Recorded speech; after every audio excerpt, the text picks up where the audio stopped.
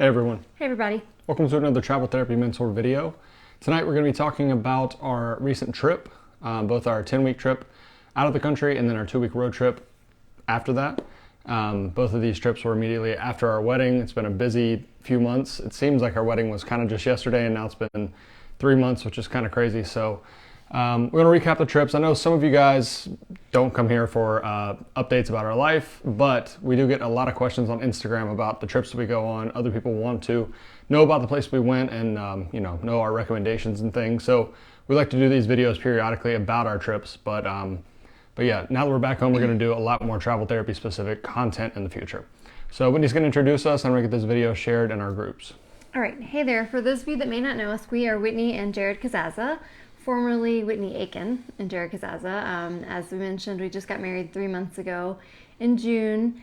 So yeah, new last name here. Still trying to get used to that. But yeah, as Jared mentioned, we just got back from our honeymoon. We spent 10 weeks traveling around Europe. And then we went on a 2-week road trip in order to go to our final national park. So we've actually now been to all the U.S. national parks, which is pretty sweet. So if you're not familiar with our page, we are both traveling physical therapists. We've been travel PTs for over 8 years now. We both started when we were new grads in 2015. We do typically do a lot more videos about travel therapy content, but we do like to also keep you guys updated on our life. We do lead a pretty interesting lifestyle, traveling all over the world and the country. We don't work full time anymore as PTs. We semi-retired after becoming financially independent in 2018. So yeah, we get a lot of opportunity to explore the world now, which is pretty sweet. And, we love to show you guys what's possible with the travel therapy career. Most people wouldn't have the opportunity to take 10 weeks off to travel around Europe for their honeymoon, but because of the flexibility and the financial stability that we gain from travel therapy, we can do that. Yep. But before we dive into talking a little bit more about the trip, I wanted to say hi to anybody that is watching live. If you want to say hello in the comments, just drop us a comment below. Let us know you're watching. If you're watching later on the Facebook replay, you can also drop a comment. Let us know if you're interested in hearing more about our international travels and our trips around the country.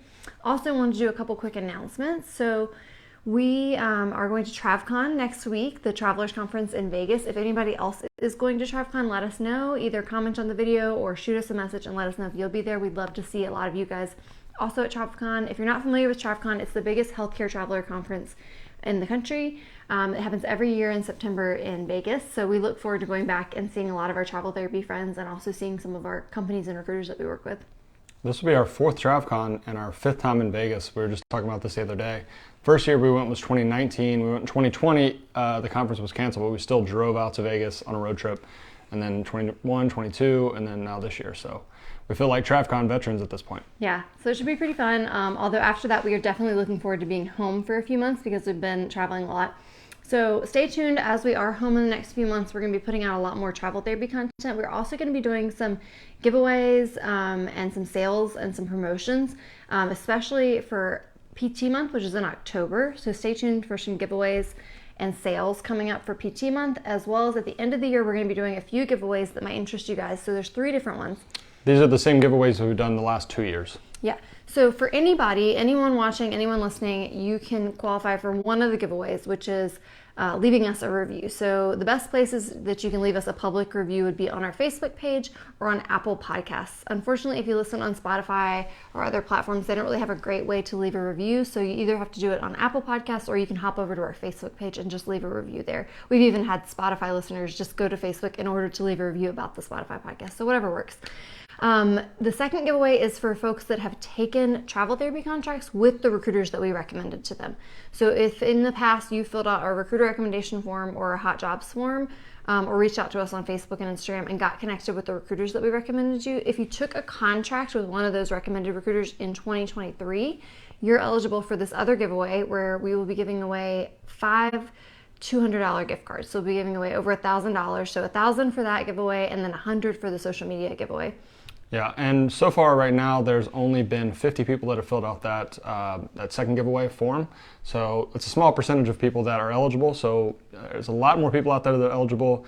So hopefully more people fill that out. But if not, then that gives everyone that has filled it out a better chance. So right now, you have a pretty good chance if you fill out the form. Yeah, so if you're listening and you know that you've taken a contract this year with one of the recruiters that we recommended to you, you're already eligible. You just have to fill out that entry form to get entered to win. And then the last giveaway is for our course group members. So for those of you that are in our travel therapy course, if you leave a review on the course, we'll also be giving away a $100 gift card for that as well. So all in all, we'll be giving away over $1,000 at the end of the year among these giveaways. So stay tuned for that. That'll be around December 31st. Yep. Okay, so our trip, we already made a video, I think about 2 months ago, about Switzerland and how much we enjoyed Switzerland. So we're going to kind of keep Switzerland out of this one. If you have questions about Switzerland, go back and watch that. It was pretty detailed. Definitely one of our favorite countries we've ever been to. Yeah, that was our first stop on the trip. We spent about 2.5, 3 weeks there. Yeah, so we wanted to make a dedicated video to that because we got a ton of questions about pictures and videos we put on Instagram. People asking where we went, how we got such amazing views, stuff like that. So if you have questions about Switzerland, go back and watch that one, but we'll talk about the rest of the trip on this video. And so after Switzerland, I can't remember where we left off at. We went to... well, we did talk about in the last video, Slovenia, right? After Switzerland, on our way to Slovenia, we had a lot of problems with flight delays between Switzerland and Slovenia, and then between Slovenia and Latvia. We had a ton of airline flight issues. So if you want to hear more about that, go back and watch that other video. But to say just a little summary of that, traveling this summer was rough in terms of air travel. Yeah. Anyone going to Europe this fall or maybe even next summer, it seems like there's a lot of issues with flights right now. We had probably 8 flight delays out of maybe 13 or 14 flights. So over half of our flights were delayed. And after we had so many issues with those 2 that we talked about in the last video, we did our best to not have any more connections. So we did some flights still, but we made sure they were direct flights, and we did everything we could possibly do to avoid flights. If it was reasonable to take a bus or a ferry, we did that instead. So flying in Europe this summer was pretty terrible. And yeah, if you have any plans there, make sure you have long connections or try to avoid connections altogether. Yeah, and I think it's not just Europe. We definitely heard about people having a lot of flight issues in the US as well. So it seems like airline travel is just kind of rough right now. So we recommend having longer layovers. We're a little bit worried because when we fly to TravCon next week, we have a layover and the connection times are kind of short, but they are domestic flights, and it is kind of like we're out of the summer season now, so it's not quite as busy. So we really hope that we won't have any issues getting to Vegas next week. But we've had very bad luck. The last maybe 4 or 5 months, we've had 3 flights that required us to stay overnight in a city that we weren't even supposed to go to. So one of them in a country that we were, well, 2 of them in countries we weren't even supposed to be in. So it was crazy. Yeah, I think that was part of the issue too, is that we had connections in different countries, and so we had to go through customs and back through security and that sort of thing, and that further delayed us in making our connection. So it was a mess, but yeah, go listen to the other video if you want all the details on that. Yep. But after that, like Jared said, it went fairly smooth. We definitely had a couple of flight delays after that, but we made sure to only have direct flights from that point forward. So if you've listened to any of our stuff in the past, you might know we've traveled abroad quite a bit, and we've done these long trips before. This trip was 10 weeks. We've done some that were 2 months, 3 months, 5 months in the past. Sometimes when we leave for the trip, we'll have the whole thing booked, but in the last couple of years, we won't have the whole thing booked before we leave. So this trip, luckily, we'd only booked like half of it when we left, and so we were booking the other half kind of as we were going. So once we started having all those issues, we were like, let's rethink this and try to avoid flights that have connections. So we did a couple buses, a couple ferries, and some direct flights, and that worked out a lot better for the second half of the trip. Second half of the trip was much more smooth than the first half. I think we just got unlucky with some back-to-back flight issues, but yeah, second half was better in terms of travel. We also saw some amazing stuff in the Nordic countries. Yeah, so a big part of this trip was going to the Nordic countries. We did also do Switzerland and Slovenia, and then the Baltic countries of Latvia and Estonia were pretty cool. We never really knew anything about the Baltic countries before, so we learned more about the history of that region. After having gone there, we realized that there was also a third Baltic country, Lithuania, that we should have kind of included because they have a very similar history and culture and that sort of thing, and so it kind of would have made sense to throw that one in, but unfortunately we did not make it to Lithuania this trip. But we thought Latvia and Estonia were nice countries. We enjoyed being there. Yeah, something else to note about our long trips is it is really hard. If you've never taken a trip more than a couple months, it's really hard to plan for that amount of time and really know that much about each place you're going. And for us, the more trips we've done, the worse we are at that. Like planning ahead of time, it gets harder and harder. Unless there's something we really, really want to do, then we plan that ahead of time. But yeah, for example, going to Latvia and Estonia, we didn't even know much about the countries when we went. So we learned mostly as we got there. And then after we were on our way there, we were like, oh, we should have also gone to Lithuania. But it's not something we really thought about ahead of time. Yeah. So our biggest goal with this trip was to make it to the Nordic countries as well as Switzerland, and we wanted to incorporate a lot more nature and outdoors. In the past, when we've done Europe, we kind of went to a lot of the capital cities because that was just the easiest thing to do, to fly from capital to capital to capital. And it is neat to do that. It's definitely a good starting off point to explore our country, is seeing their capital and learning more about the history and the architecture and the culture and the food and that sort of thing. But we kind of realized that they kind of start to blur together when you just do cities. And we really wanted to get more off the beaten path, do more outdoorsy stuff, see some of the smaller towns.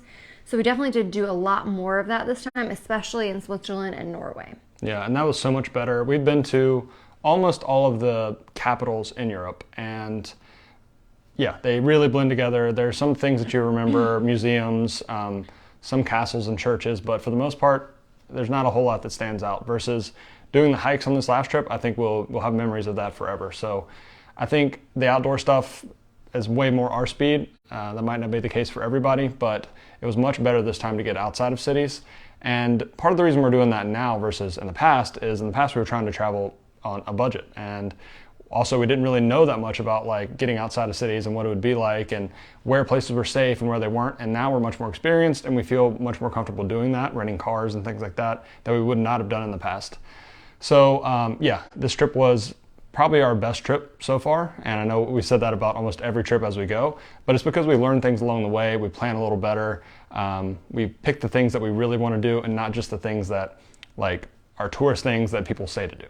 And for us, yeah, hikes and getting out in nature really makes the experience much better. Something else we've learned with our longer trips is to plan a little bit more downtime and try not to stay less than 5 days in any one location. There were a couple places where we did stay less than 5 days, but for the most part, we try to stay at least 5 days so that we have, 2 to 3 days to explore and then 1 to 2 days to just rest, maybe catch up on some of our work and, maybe go to the gym and that sort of thing. And that really helps our long trips go easier. So last time in the last video, we had talked about Switzerland, Serbia, which we didn't plan to go to, Slovenia, Latvia. So what we haven't told you about yet is Estonia, Finland, Norway, Denmark, and Sweden. So Estonia was fine. We went to the capital of Tallinn there. It was a cool city. They have a really nice medieval, historic old town, which we really think that stuff is so cool. Also, side note, we just recently finished watching Game of Thrones. Jared had watched it before, but I had never watched it, so he rewatched the whole thing with me. And so in the past, we had gone to places like Dubrovnik, Croatia, where they did some filming. And so we just kind of really enjoy being in those like medieval looking old towns. And to me, while we were watching a couple episodes here and there along our trip, and I was like, oh, it's kind of like Game of Thrones. They have like a tower and the castle and like, I don't know. I love that stuff. I think it's really cool. Yeah, we don't like cities much, as you guys know, but I think that Tallinn is one of my favorite cities in Europe, and along with like probably Prague. Those are two really cool, like lower cost, and maybe Krakow, Poland. Those are low-cost areas that have really cool history and great architecture, and they're not as crowded as places like Paris and London. So yeah, Tallinn was a really cool city. I would recommend checking it out. Yep. So then we took a ferry across to Helsinki, Finland. We also really liked Helsinki. We stayed at a hotel using hotel points kind of outside the city, and we loved that. We found that it was like a very walkable, bikeable type place. It was really easy for us to take the tram into the city and come back out, and we were right on the water. I guess it was the Baltic Sea at our hotel, and we tried to rent bikes, but we couldn't get the city bike situation to work, and we were super bummed because there were some really nice bike paths. But we did go to some saunas there. Sauna is such a big thing. They were actually created in Finland, and it's a really big thing in the Nordic countries to get in the sauna and then jump in the cold water. So that was something that we really enjoyed doing, and it was definitely a traditional Finnish thing to do. Actually, our hotel had one. Yeah, we used hotel points for this really cool hotel outside the city, and that worked out really perfectly. And the hotel had a really cool sauna and right on the Baltic Sea, so you could go straight from the sauna and go jump in the sea there, and that was a lot of fun. I did not do that because it was a beach, and you had to basically run out into the water, and it was so cold. Even though it was in the summer, to me it was still so cold. But I did jump into the pool because then you can just kind of jump right in and you don't have any time to hesitate. And then we also paid to go to a different sauna in a different part of the town where they had a platform where you can jump directly into the sea. And I liked that a little bit better because it just takes out some of the hesitation. If I have the option to kind of wade in on the beach, I'm going to bail out. Yeah. Besides that, what else did we do in Finland? Did a city tour. That was cool. We did a day trip to one of the islands. So we learned that a lot of these countries, I don't know whether it was from the glacial activity or what. I guess it probably is from the glacial activity. They have a lot of islands. So Helsinki has a lot of islands around it. So does Stockholm, Sweden. So we took a day trip out to one of the islands where they had a fort. Also think forts are pretty cool. Like checking those out. Although it was a bit too windy. That was the thing, is like, for me, Helsinki was just so windy. I hate it. So I don't think really Helsinki was the place for me to spend a lot more time, but it was a fun place to visit for like 5 days. Yeah. And then from there we went to Norway, right? To Norway, yep. Norway was incredible. Probably one of our top new favorite countries. I don't know if I'd say it's number one, but it's definitely up there. So Switzerland and Norway on this trip were our two favorite countries for sure. And both of them are definitely in the top 5, if not the top 3. Some of the stuff we saw in Switzerland was amazing, and Norway was right up there with it. And it's really hard to choose between the two. So Norway is right up there with Switzerland. They're both extremely expensive countries, but the nature and the outdoors there are insane. They're really incredible places. So we went to several different places in Norway. We flew into the capital of Oslo. We didn't do a ton in Oslo. We did do like a city tour. They had a really amazing library. Oh yeah. So we learned about, in the Nordic countries, they use their libraries a little bit different than we do. It's more of like a community center. So they had the coolest library. It had all kinds of stuff that the citizens can use for free, like 3D printers. They had like sewing machines if you want to learn to be a seamstress. They had like musical instruments if you want to learn how to play a musical instrument or compose your own music digitally. They had they had video games that kids were hanging out and playing. They had board games. It was like a 7-level library. It was really cool. If I lived in any of the Nordic countries, I would definitely take advantage of libraries. I already take advantage of our library here quite a bit, but they're even better. Yeah, so that was really cool in Oslo. But besides that, it rained a ton in Oslo, so we kind of took advantage of the rain to stay indoors and get some work done. But from there, we flew to one of my favorite places that we've been. It's called the Lofoten Islands, and it's way, way, way up north in Norway, above the Arctic Circle. Before we started planning this trip, we had no idea that these islands existed. So Whitney said that the Nordic countries have a lot of islands, and that's an understatement because Norway supposedly has over 100,000 islands, which is insane. And so the Lofoten Islands are part of that, and we had never heard of it, and based on a poll we did on Instagram, very few other people have heard of them as well, but they were awesome. It was a really cool place. The hikes we did there were extremely challenging, but the views were some of the best we've ever seen. So it was a really cool place to visit. They had it was an old fishing villages from the 1800s, 1700s? I don't remember, but yeah, that's why they were developed, was to be fishing villages, because it's way up on the Atlantic Ocean, and it's a little chain, like a island chain. Island chain. What's the word for that? Archipelago. An archipelago off of the mainland, but they've connected them all by bridges. So there's a bunch of different ways you can get there by ferry or whatever, but we basically flew up to right before the islands start on the mainland to the airport there, and then we rented a car and drove down through the islands and stayed. We kind of had like a home base in the middle, and then we go out for day trips. The only negative about it is I think that it has gotten more popular in recent years. I first learned about it on Instagram because it's just stunning, dramatic, crazy scenery.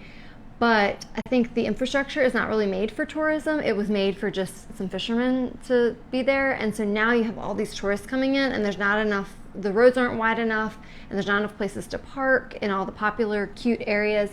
So that's kind of a bummer. Hopefully over the years they will expand the roads and things as more tourists go there. But it was still incredible. Yeah, very expensive. The two downsides were very expensive. It was a little too busy.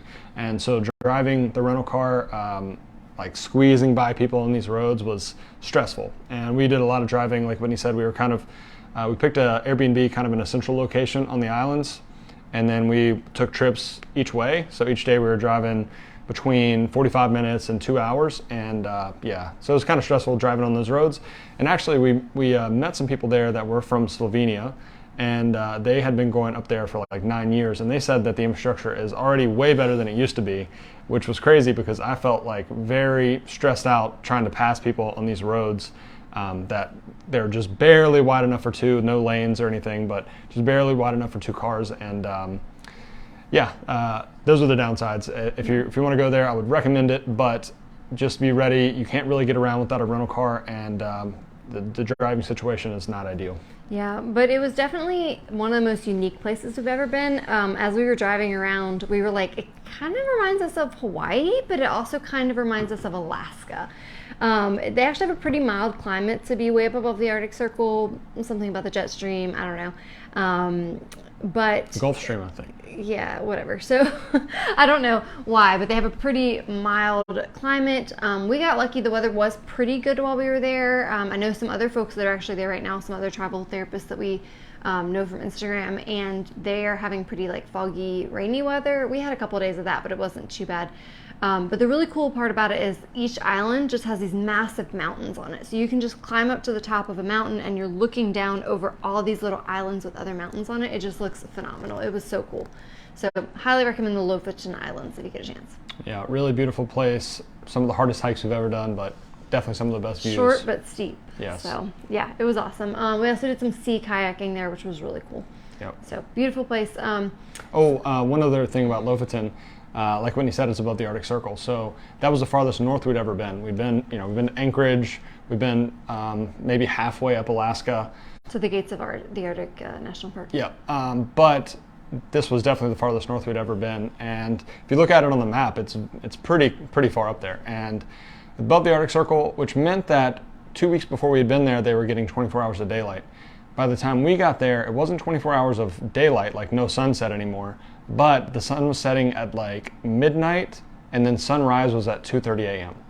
And the period between there, we stayed up purposely to see what it was going to be like in the middle of that time, to see how dark it got, and it really doesn't get much darker than like twilight. So that was kind of weird getting used to. Like, if you're going to go up there, make sure you pick places that have blackout curtains, because having the light come in really can mess with your sleep. Yeah. So that was a weird experience, but we kind of knew a little bit what to expect from having been in Alaska, so it wasn't that big of a deal, but we definitely didn't sleep that good while we were there. Yep. All right, so from there, we flew down to Bergen, Norway, which we learned in our planning is like actually way better to visit than Oslo. Oslo is the capital and it's all right, but Bergen is a lot nicer of a city. It's really cute, a lot more culture, history, architecture. And then surrounding Bergen is where you can get to all the really cool mountains and hikes and fjords. So a lot of people just fly into Oslo and stay like 1 or 2 nights because it's the capital. It's the easiest to get flights into, and then make your way over to Bergen. Yeah, we had a couple walking tours in Norway, and both of them made comments about how Oslo was not as good as Bergen. One of them said that he was from, I think, the US or Canada, and now he lives in Norway, and he was asking people when he moved up there or first went there, should he get a place long term in Oslo or Norway or Bergen? And he said that basically almost everyone told him that Bergen was much better unless you specifically had a job in Oslo, and we definitely found that to be the case. It's a smaller city, it's easier to get to nature, everything about it was probably a little bit better. It's also a little bit less expensive, which was nice. Yeah, I will say they say that they are one of the rainiest cities in Europe. And we got pretty lucky. The weather was pretty good while we were in Bergen specifically, but we definitely encountered a lot of rain in that whole region around Bergen. So it's definitely hit or miss when you're in Norway as far as like what the weather's going to be like.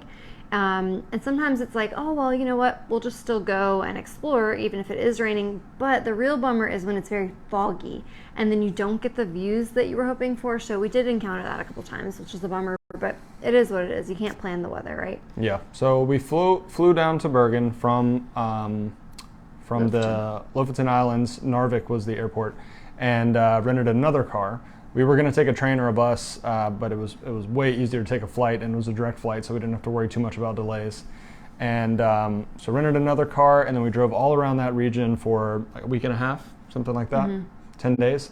And that was definitely a highlight of the trip. That whole region of the area around Bergen is it's really beautiful, a lot of hiking, beautiful fjords. There's just a lot to do around there. Yep, so we did the famous Trolltunga hike, which I don't know if you've heard of it, but if you look at our pictures on Instagram, it's a big rock that juts out, and they have a thing about trolls in Norway, a lot of folklore about trolls. So Trolltunga means tongue of the troll.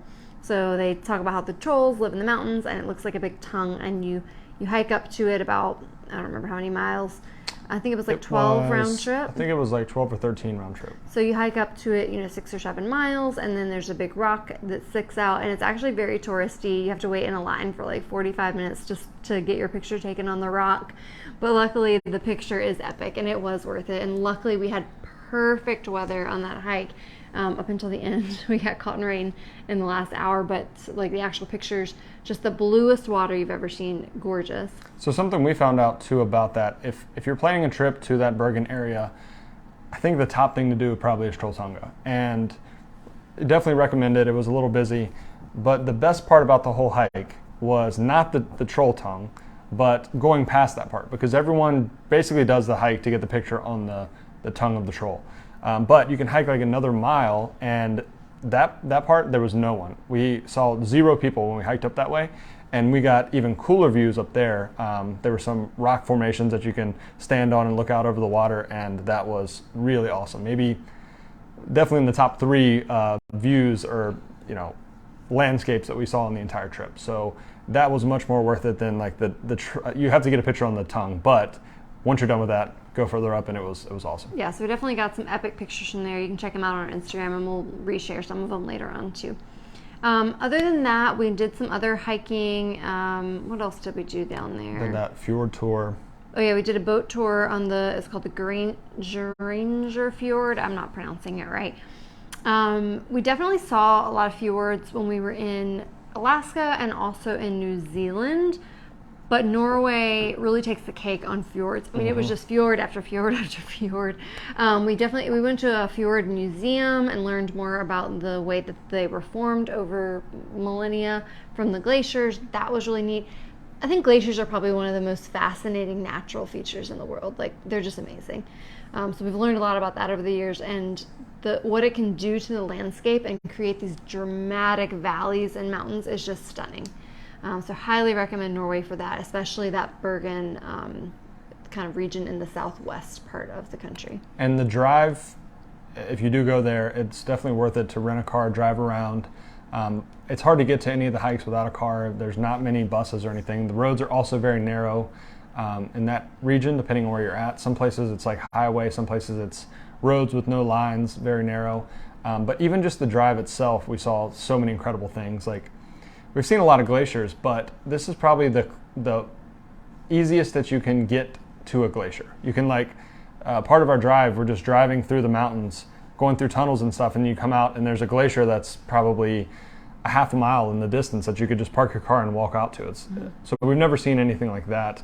There is one in Alaska like that, Matnuska Glacier, but it's not very common. Whereas in Norway, I feel like there's so many that you can get to basically by driving almost right up to them, which was really cool. Yeah, somebody asked us how Norway compared to Alaska, because they have some similarities, and basically what we said is it seems like Norway is a lot more developed in terms of their road system. Now, their roads are still pretty narrow and not as safe to drive on as a lot of places in the US, but Alaska's road system is just not very developed at all. The road system only goes to a few different places. There's so much of Alaska that is not developed, and you can't get there by road. You can only get there if you fly on a small charter plane, or if you take a ferry to some regions. But Norway, they've built it up over the years. They've created tunnels and bridges, and you can get all over the country by roads, so you can see a lot more of the landscape just right up against your face. Whereas in Alaska, when we flew to the gates of the Arctic, I would say that looked a lot like Norway in some ways, but we were only able to fly over. You can't get there by car. Yeah, the infrastructure in Norway was pretty impressive. We went through, I I would bet 60 tunnels around the Bergen area.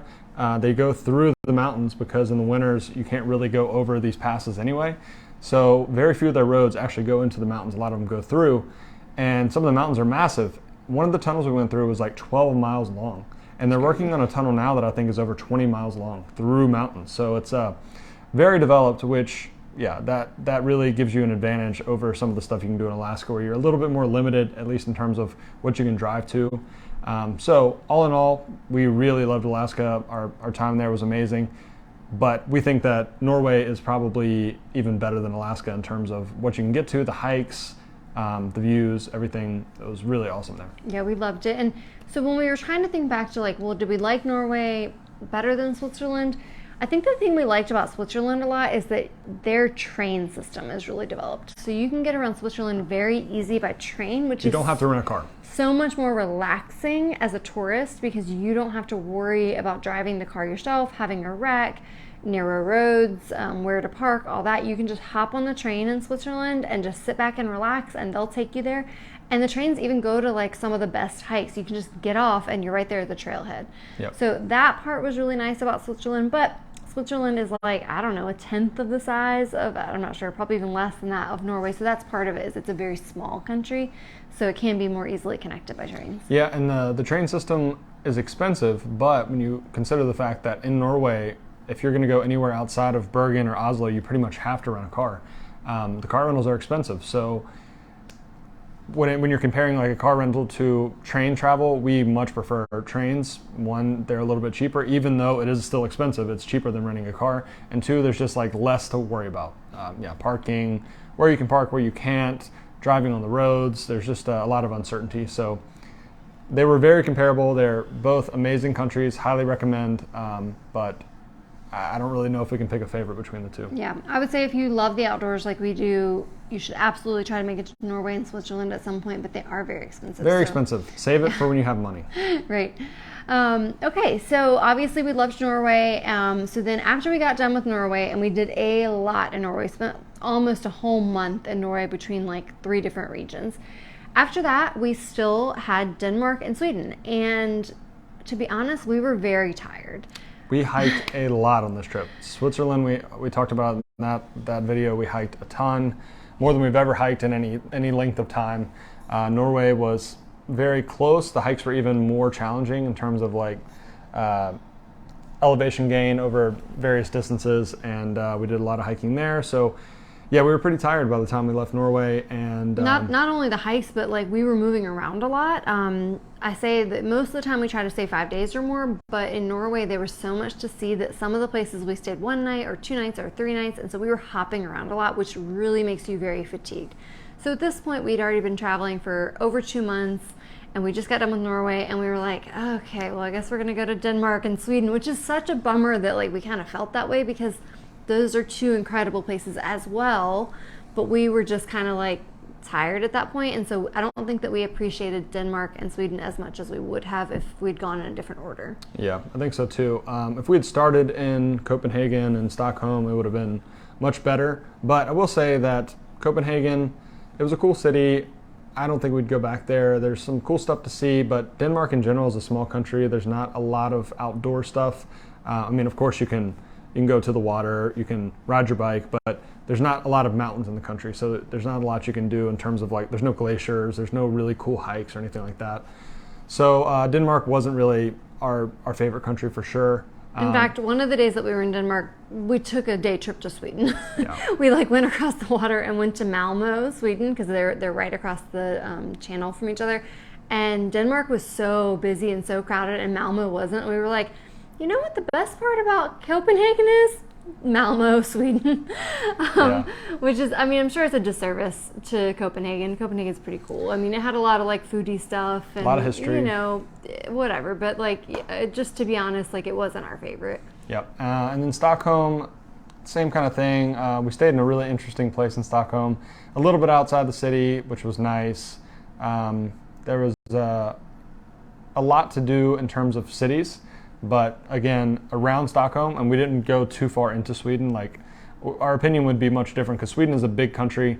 There's a lot to do, a lot of islands and things. There's glaciers in Sweden. If we had gone further north, I think we would have had a different experience.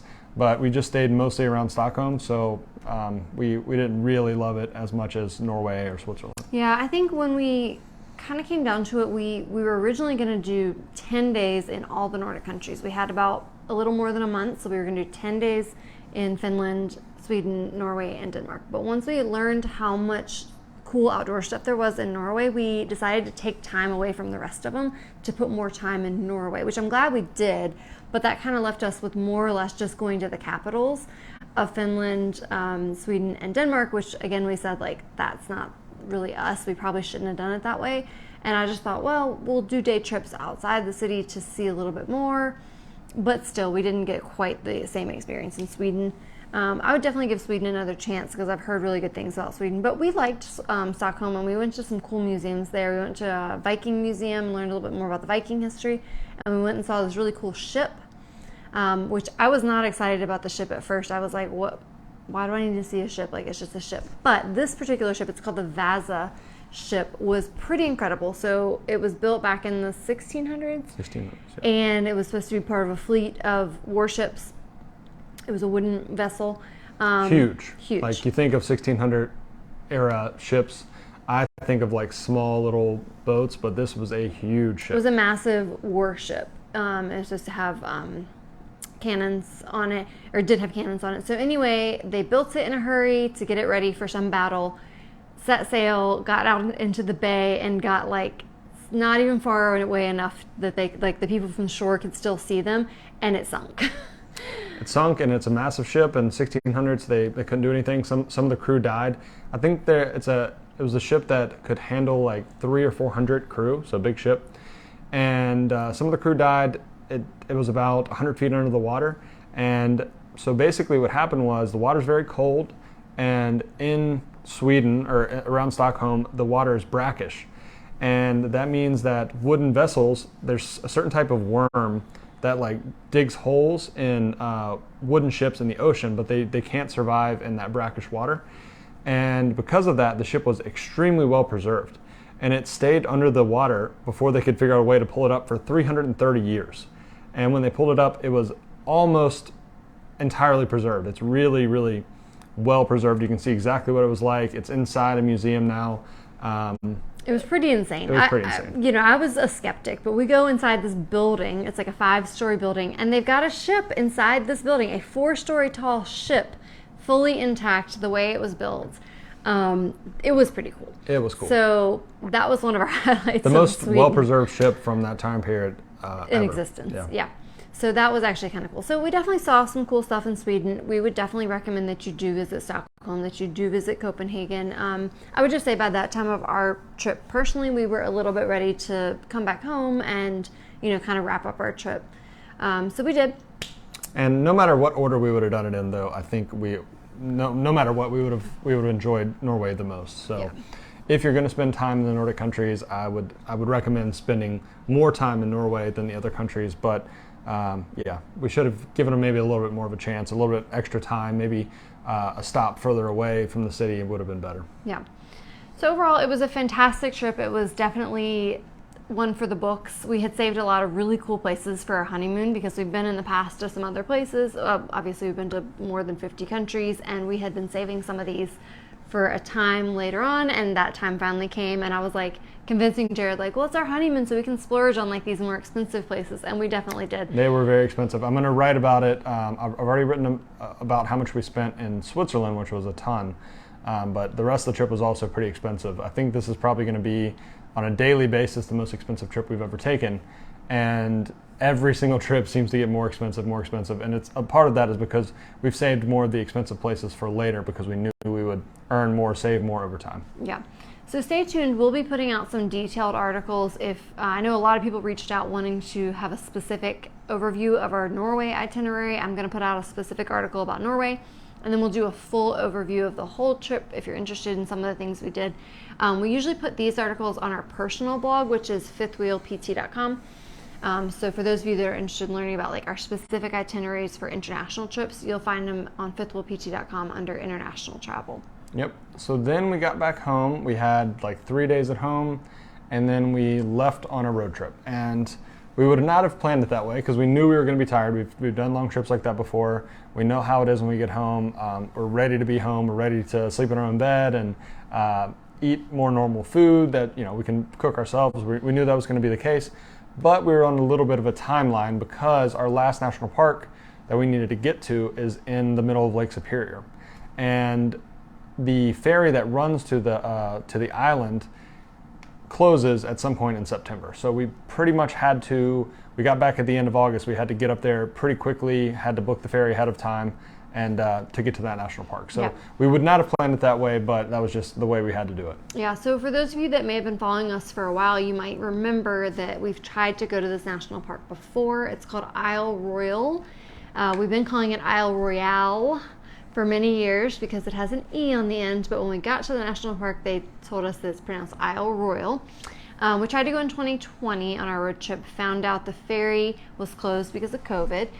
Tried to go last year in 22, got there, drove all the way up there. Actually, we went on the way back from Alaska, so we were coming through, but still it was quite the detour to get to the upper peninsula of Michigan.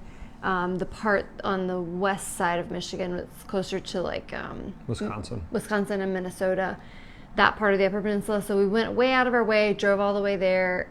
Our ferry got canceled last year. So, on the morning of, we got there and we're told that it was canceled, and so that was a bummer. Yeah. So this time we were dead set on getting there, and this was our last park. We did some other ones in the meantime of those two ferries being canceled. So our last one and this one, we were like, okay.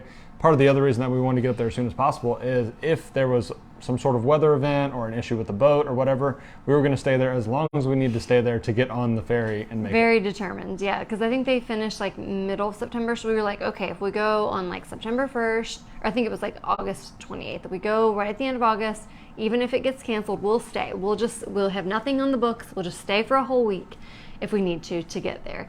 Luckily, we didn't have to do that. We almost didn't make it, though. We were on our way from Virginia to Michigan. It was like a 2-day road trip, 18 hours.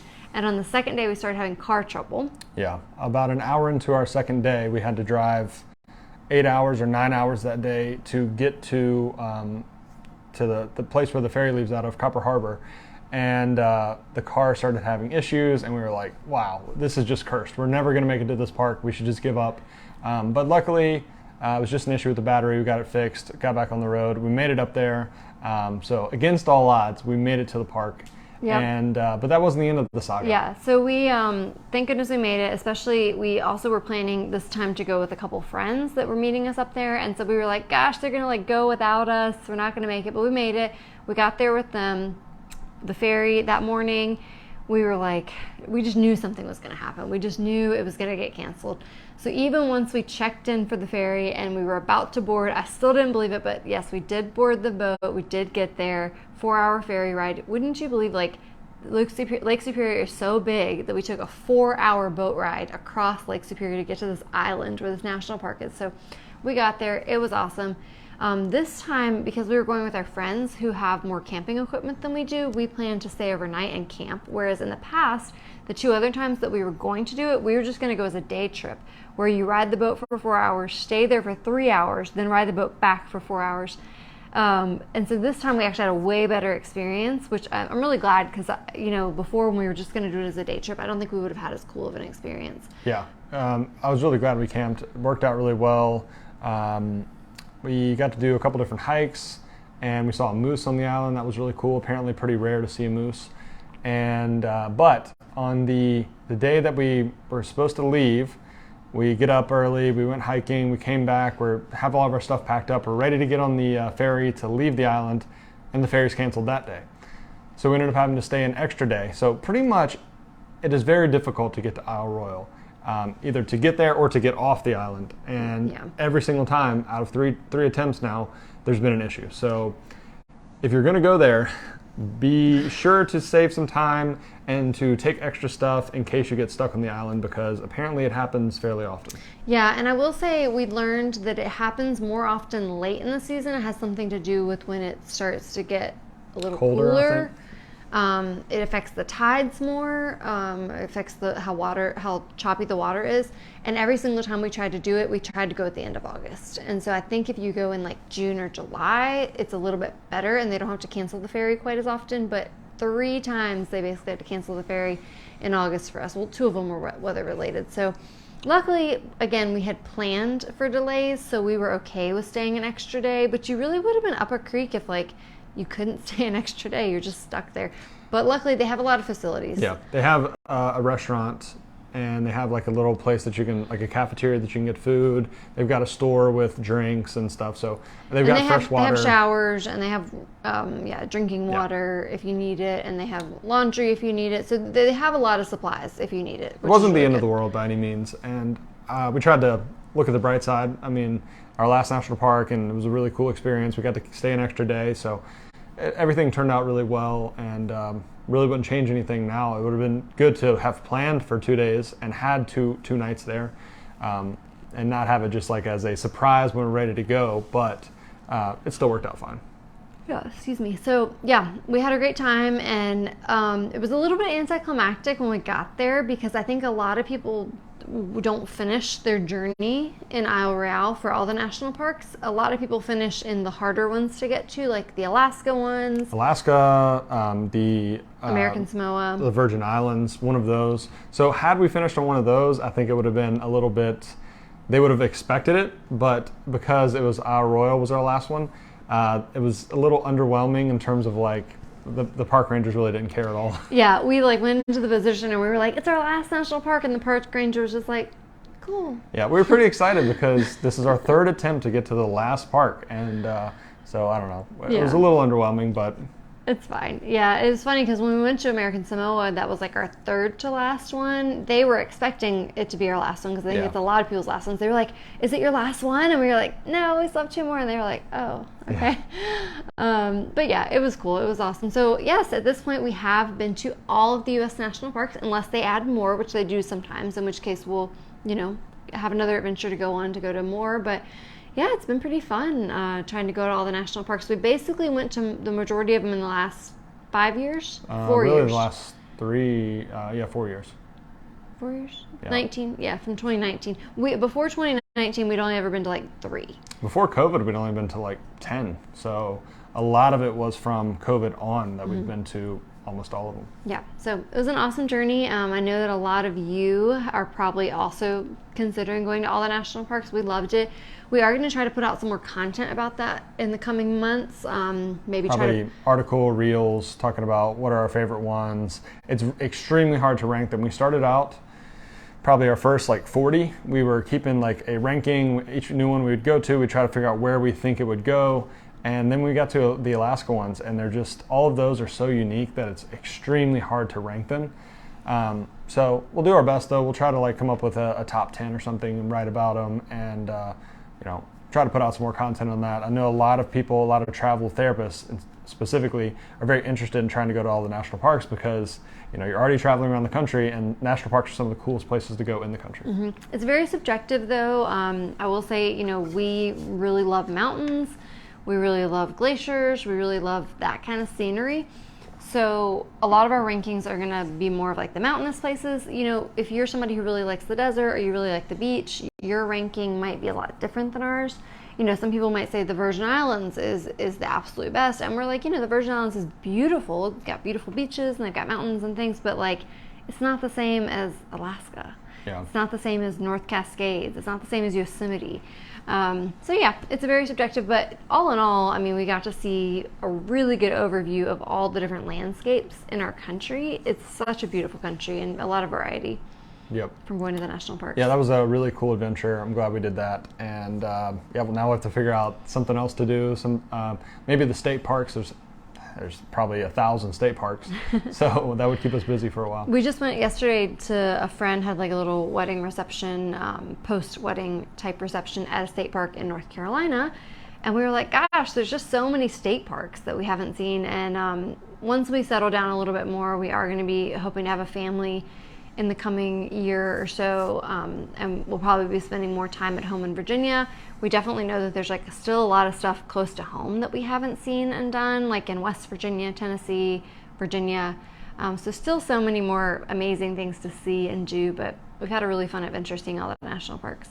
Yep. After the national park, we finished up the road trip. We went through Wisconsin. We stayed with 2 of our friends in northern Wisconsin, and then we went further north all the way up to Lake Superior again and stayed with some more of our friends that had just moved up there, and that was cool. The Wisconsin lakes, is so beautiful. yeah. I don't know what the winters would be like. We're not real big cold weather people, so I think the winters would be tough. It's probably not somewhere we could ever live, but the summers, it's hard to beat in the summer. All the lakes scattered throughout the state. A lot of people that aren't from Wisconsin don't know that Wisconsin has like 40,000 lakes. So almost anywhere you are, especially in northern Wisconsin, you're probably less than 3 miles from a lake. They're everywhere. So that was awesome. Yeah, and we were lucky to get to hang out with our 2 different sets of friends that both have boats. So we got to go out on 3 different lakes, 2 like smaller lakes plus Lake Superior again, in addition to going to the national park. So shout out to our friends that have boats and who live in Wisconsin. You definitely made us think more about Wisconsin in the future, maybe a vacation home. I don't know. Virginia is really beautiful as well. We love our home in Virginia, but we don't have as many beautiful lakes like Wisconsin. So shout out to Wisconsin. But yeah, so it's been quite a whirlwind the last 3 months. We've been really busy. Next up, we have TravCon next week, but after that, we're going to be home pretty much for the rest of the year, which we are really looking forward to. It's going to be really nice to be here. So stay tuned. We're going to put out a lot more content for you guys coming up. We've been doing some student loan stuff. We'll be doing more travel therapy stuff here soon. We got some guest posts for you as well. What else? We're doing some talks at conferences coming up. We're doing one in Virginia and one for the Midwest Conclave. So a lot of good stuff coming up this fall. Yep, we're very excited to be back home. We spent most of the first half of the year at home, and then the trip to Europe was great, but yeah, these long trips are tiring, so it'll be nice to be at home for a while, get caught up on content. We did put out a decent amount of stuff while we were traveling, but it's really hard to sit down and get anything done when you're in a different country. Yep. Well, thanks for those of you guys that listened. Again, if you did watch or listen on Facebook, we'd love if you'd hit the thumbs up button. Don't forget, if you would like to leave us a review on either Facebook or Apple Podcasts, we are going to be doing a $100 giveaway at the end of the year for anybody that wants to leave us a review. And if you did take a contract with one of our travel therapy recruiter recommendations this year, don't forget to fill out that giveaway form. That one you can find on our website, traveltherapymentor.com. Click the menu and click giveaway, and you just fill out that contract completion entry form. We'll also be sending it out to our email list over the next couple months, so you can fill it out there, and that is going to be $1,000 divided between 5 different therapists who will win 5 $200 gift cards. Yep. All right. Thanks for tuning in, guys. Hopefully at some point in the future you'll be able to visit some of the amazing places. Definitely Switzerland, Norway, top of the list. Isle Royale is also a really awesome place to visit if you get the chance, if you can get on a ferry and get back home. But yeah, it was a really cool trip, really cool last few months, but it'll be nice also to be at home for a while. Yeah, hopefully see some of you guys at TravCon as well next week. So Yep. yeah, stay tuned. All right, take care, everyone. Bye.